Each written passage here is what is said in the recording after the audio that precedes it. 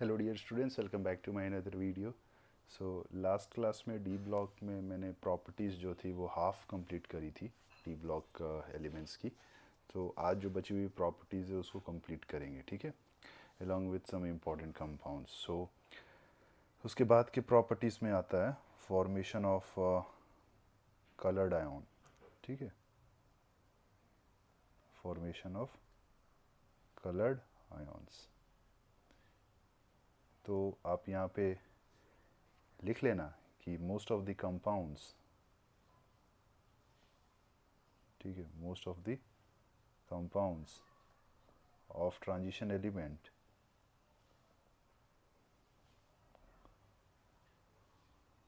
are colored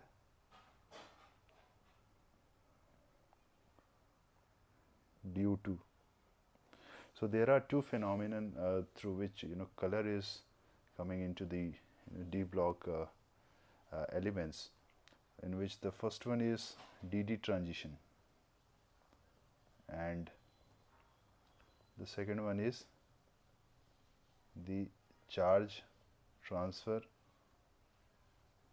spectra, ठीक है। सो आइए वन आफ्टर अनदर ये दोनों प्रोसेस को समझें कि क्या होता है। So if I talk about this D D transition, then आपको तो पता है कि डी ऑर्बिटल्स जो होते हैं, you know, in which there are 5 sets, जिसमें से 3 sets will be like called as T2G, जो कि नॉन एक्सियल होते हैं, एंड 2 सेट्स जो होते हैं वो कहलाते हैं EG, जो कि एक्सियल होते हैं। तो यहाँ होता क्या है बेसिकली कि जब तक कोई लिगेंड बेसिकली जो है सराउंडिंग एटम वो अगर नहीं आया हुआ रहता है तो this is the ground state, ठीक है। ये पांचों डी ऑर्बिटल जो है वो सेम एनर्जी लेवल पे होते हैं, बट जब वो लिगेंड से अप्रोच करते हैं towards the central metal atom, then ये 5 ऑर्बिटल था ना डी का, ये स्प्लिट हो जाता है इनटू अ सेट ऑफ 2, जहाँ पे you will have T2G and you will have EG। सो ये स्प्लिटिंग जो है ना वो आप अगले चैप्टर कोऑर्डिनेशन कंपाउंड के अंदर आपको सिखाया जाएगा, ठीक है। तो अभी आपको थोड़ा सा भी लोड नहीं लेना है कि स्प्लिटिंग जो है वो मैंने कैसे करी है, तो आप इसका थोड़ा ध्यान रखिएगा। अब इस केस के अंदर क्या होता है ना कि जो भी आपके पास अनपेयर्ड इलेक्ट्रॉन है, ठीक है, डी ब्लॉक मेटल का, लाइक अगर मैं बोल रहा हूँ कि सिस्टम क्या है, D1 है से लेके इट इज़ लाइक D9 तक, तो उसमें एक इलेक्ट्रॉन जो यहाँ अगर है, if I am talking about D1 system, ठीक है, तो ये इलेक्ट्रॉन जो है वो बेसिकली एनर्जी को एब्जॉर्व करके, ठीक है, हायर एक्साइटेड स्टेट में चला जाता है। समझ में आ रहा है?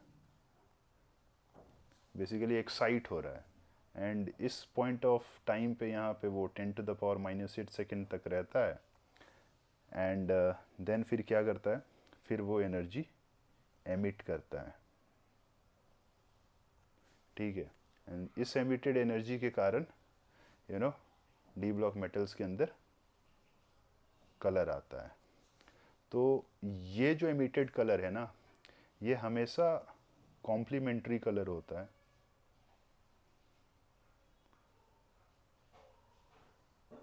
किसका कॉम्प्लीमेंट्री कलर, तो एब्जॉर्ब लाइट का, ठीक है। तो आप इस बात का ध्यान रखिएगा, एंड इस प्रोसेस को होने के लिए एटलीस्ट 1 अनपेयर्ड इलेक्ट्रॉन होना चाहिए, ठीक है। तो यहाँ पे आप you can feel it to be like hydrogen spectrum में आपको सिखाया जाता है, राइट, कि if you have ground state में आपके पास एक इलेक्ट्रॉन है, देन हायर एक्साइटेड स्टेट में ये इलेक्ट्रॉन जाता है, राइट, कब, जब बाहर से ये एनर्जी एब्जॉर्व करता है, ठीक है। So you can feel it to be like some sort of the same process is happening, and ये जो कॉम्प्लीमेंट्री कलर होता है इसको आप थोड़ा याद रख लेना, ये चार्ट को, विबग्योर बेंगलोर के स्कूल्स में ये वन अमॉन्ग देम है विबग्योर, राइट। ये विबग्योर का ना आप आई हटा दो, and then what will be left behind, उसको आपको बस यहाँ चिपका देना है. So it will be like VBGYOR, मतलब ये कि ब्लू का कॉम्प्लीमेंट्री, ऑरेंज यहाँ पे, रेड का, ग्रीन, वायलेट का, येलो एंड सो ऑन. ठीक है. एंड इसी के कारण क्या है कि मेटल के अंदर जो है, मेटल आयन के अंदर आपका कलर आएगा. ठीक है. So you can also say to be like कि यहाँ पे हायर द ऑक्सीडेशन स्टेट है ना on the metal, more would be the intensity of color, and this process is called as DD transition. And now जो दूसरा है वो है charge transfer spectra. So second process which is responsible in the color of D block metal is like it's a charge transfer spectra. So likewise I have told you कि if you have a system जहाँ पे D1 से D9 तक you will be finding कि the compound will be having color, the region will be like DD transition. Now charge transfer spectra में you will be getting compounds which is having D0 or D10 configuration, still they are having color, which can be explained through this charge transfer spectra phenomena, right? So the very best example for this is MnO4 minus, and next example is Cr2O7 minus 2. अगर आप यहाँ पे मैं आपसे पूछूँ oxidation state manganese की कितनी है, then you will be saying it to be like यहाँ सर जी +7 है एंड क्रोमियम जो है वो +6 है. And since manganese is like +7, which means it's an example of D0. Chromium is +6, but again it is D0. But अगर मैं colour की बात करूँ then इसमें तो कलर होता है, ये कुछ पिंक टाइप का होता है और ये ऑरेंज होता है. एंड यहाँ पे जो कलर है उसको एक्सप्लेन कौन सा प्रोसेस करता है, so that is charge transfer spectra. So inside charge transfer spectra क्या होता है कि अगर मैं क्रोमियम की बात करूं, ठीक है, अगर मैं क्रोमियम की बात करूं Cr2O7 minus 2, देन यहाँ पे ना ऑक्सीजन जो है वो बेसिकली एज अ लीगेंड की तरह काम कर रहा है. जैसा कि मैंने आपको बोला सराउंडिंग एटम जो है वो लीगेंड होगा, तो वो जो ऑक्सीजन है ना, ऑक्सीजन वो for a short amount of time momentarily transfer 1 electron to chromium, right. And फिर क्रोमियम क्या करता है, gives the electron to oxygen. And इसके कारण क्या होता है ना, during this process what happens is कि क्रोमियम क्या हो जाता है, +5 हो जाता है. एंड अगर +5 हुआ then it is like D1, and जैसे ही D1 हुआ then because of that colour is coming. So ये है charge transfer spectra. On the similar basis आप MnO4 माइनस के भी कलर को एक्सप्लेन कर सकते हैं. अगर MnO4 माइनस के अंदर ऑक्सीजन जो पड़ा हुआ है मोमेंटरली एक इलेक्ट्रॉन ट्रांसफ़र करेगा किसको, मैंगनीज को, देन फिर मैंगनीज की भी सेम सिचुएशन हो जाएगी and hence colour will be coming. So इस बात का आप ध्यान रखिएगा. नाउ जो अगला प्रॉपर्टी है which is called as catalytic properties, तो आप पाएंगे कि like D block metals generally use होते हैं एज अ गुड कैटलिस्ट. ठीक है. सो वो कौन कौन से कैटलिस्ट है वो मैं यहाँ लिख दे रहा हूँ, वो आप याद रखना. एज सच आपसे वो डायरेक्ट पूछेगा. First one is Ziegler Natta catalyst, and Ziegler-Natta catalyst is like TiCl4 plus C2H5 whole thrice aluminium, ठीक है। उसके बाद है Brown catalyst, and Brown catalyst will be like it is nickel boride. आप straight away याद रखना, आप मिलोगे इन सारे कैटलिस्ट से सूनर और लेटर इन केमिस्ट्री। उसके बाद है एडम्स कैटलिस्ट, ठीक है, लाइक PtPtO। फिर है विल्किंसन्स catalyst, विल्किंसन्स catalyst, and Wilkinson's catalyst is like RHCl PPH3। आप ये ध्यान रखना, ये फिनाइल ग्रुप है, ठीक है, this is a phenyl group. उसके बाद से क्या है, you have Fenton's reagent, and Fenton's reagent is FeSO4 H2O2।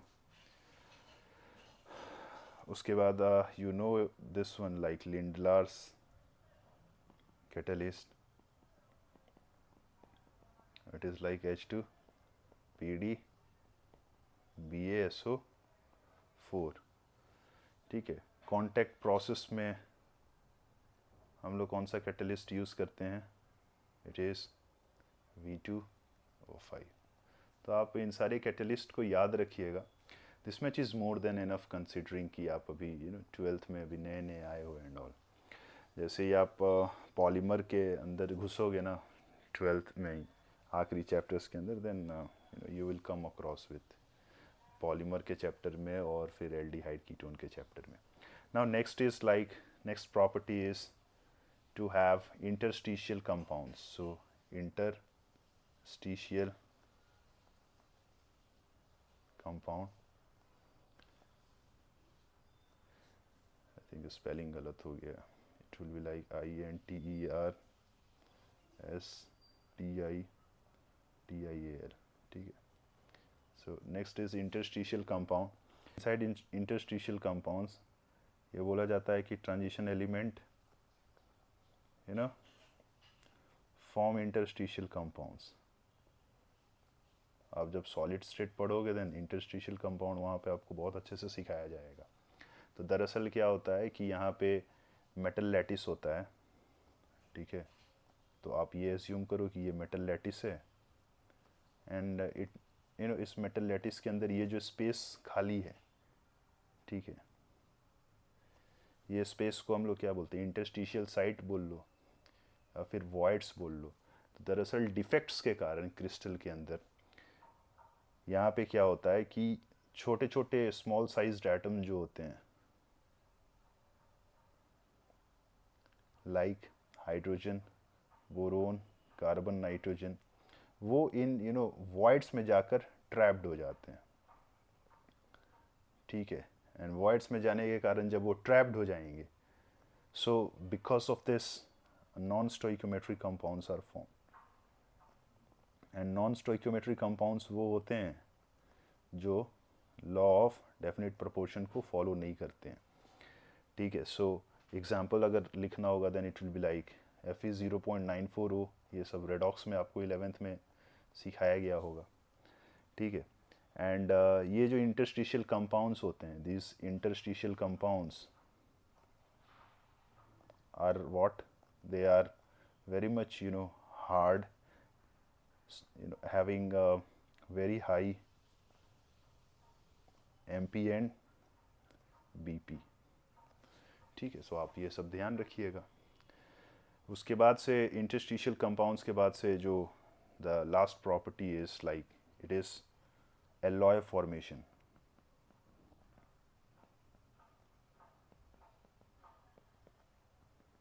तो एलॉय फॉर्मेशन के अंदर क्या बोला जाता है कि ड्यू टू सिमिलर साइजेस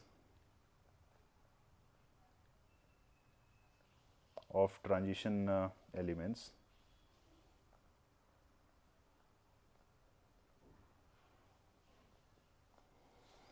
ठीक है। अब ट्रांजिशन एलिमेंट्स लिखना अच्छा नहीं होगा, डी ब्लॉक एलिमेंट्स ही कर लेना, ठीक है। This elements have the tendency to form alloy, have tendency to form alloy. Basically जो आप एलिमेंट्स यूज़ करोगे ना एलॉय बनाने के लिए, ये बोला जाता है कि उनके बीच में साइजेस का डिफरेंस 15% ही होना चाहिए, ठीक है। तो ये आप इंफॉर्मेशन याद रखिएगा। एंड जो बेसिक एलॉयज है मैं दे रहा हूँ, it is like first one is bronze. So bronze is an alloy of copper and tin, जहाँ पे percentage of copper would be like 75 to 90 and tin we like 10 to 25। उसके बाद आता है ब्रास, एंड ब्रास के अंदर you will be getting copper and zinc, जहाँ पे जो जिंक का कॉपर का परसेंटेज है वो है 60 to 80 and zinc will be like 20 to 40। उसके बाद है गन मेटल। गन मेटल के अंदर you will have what, you will have copper, zinc and tin. And उसके बाद है कॉइनेज मेटल। कॉइनेज मेटल के अंदर you will be getting Ag, मतलब बेसिकली कॉपर, Ag, Au। सो ये बेसिक एलॉयज है, वो आप याद रखिएगा। बाद बाकी आपके इंस्टीट्यूट के मॉड्यूल के अंदर भी बहुत सारे एलॉयज दिए होंगे, वो आप देख लीजिएगा, ठीक है। Now next is important compounds of D block metals, so in which the very first one is potassium permanganate।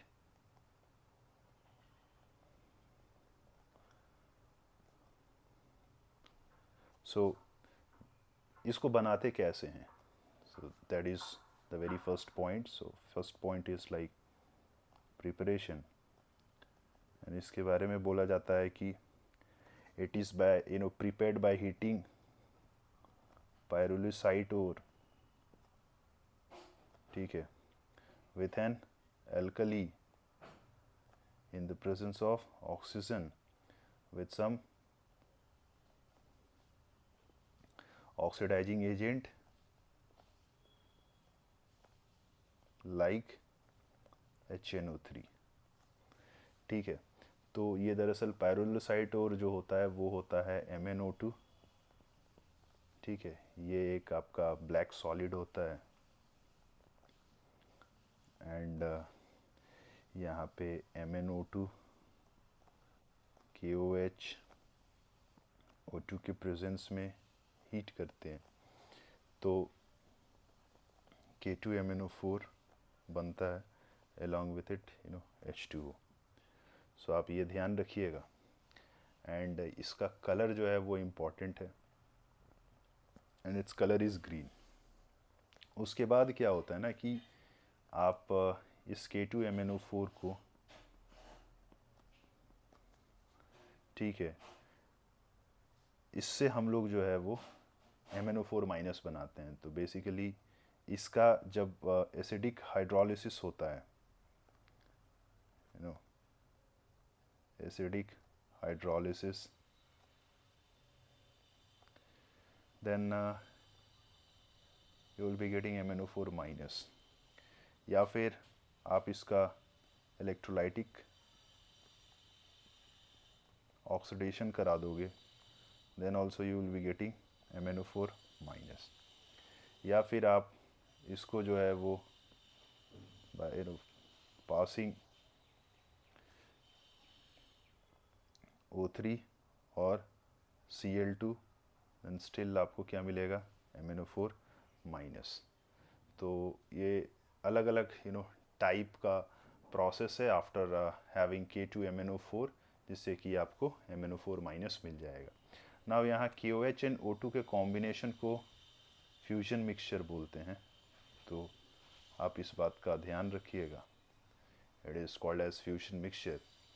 And जो इम्पॉर्टेंट प्रॉपर्टी है कि MnO4 की, वो है कि पोटेशियम पर मैंगनेट जो है, अगर मैं प्रॉपर्टीज़ की बात करूँ लाइक KMnO4, ये 517 केल्विन पे टूट जाता है to give K2MnO4 plus MnO2, ठीक है, अलॉन्ग विथ CO2। एंड जो MnO4 माइनस है, बेसिकली -2, ये it will be giving you MnO4 minus and MnO2। ये रिएक्शन भी आप ध्यान में रखिएगा। एंड ये कब होता है? ये होता है when MnO4 minus is present in acidic neutral medium, ठीक है, या फिर लाइक स्लाइटली बेसिक मीडियम। फिर आप बोलोगे बेसिक मीडियम में क्या होगा? तो बेसिक मीडियम में ये आपका जो MnO4 माइनस है ये स्टेबल होता है, MnO4 -2, इट इज़ स्टेबल। सो आप इन सारी पॉइंट्स का आप ध्यान रखिएगा, राइट। एंड उसके बाद से आप क्या बोल सकते हो? आप ये बोल सकते हो कि MnO4 माइनस के अंदर मैंगनीज जो है वो अपने हाईएस्ट ऑक्सीडेशन स्टेट में है, which is +7, which means it is a strong oxidizing agent, and if it is a strong oxidizing agent then ये सामने वाले को ऑक्सीडाइज करेगा एंड खुद को क्या करेगा? रिड्यूस, ठीक है। तो it all depends upon medium. अगर मैं मीडियम की बात करूँ then the very first medium is acidic medium. So inside acidic medium MnO4 minus gets changed into Mn+2। आप इसका ध्यान रखिएगा। Similarly if you have a basic medium then basic medium में MnO4 minus changes into MnO4 -2, and then at last neutral medium, then inside neutral medium MnO changes into MnO2. So these reactions you must be by hearting regarding MnO4 minus. So since I have told you like it is present in its highest oxidation state, which means it's a strong oxidizing agent, right? So if it's a strong oxidizing agent, then it can oxidize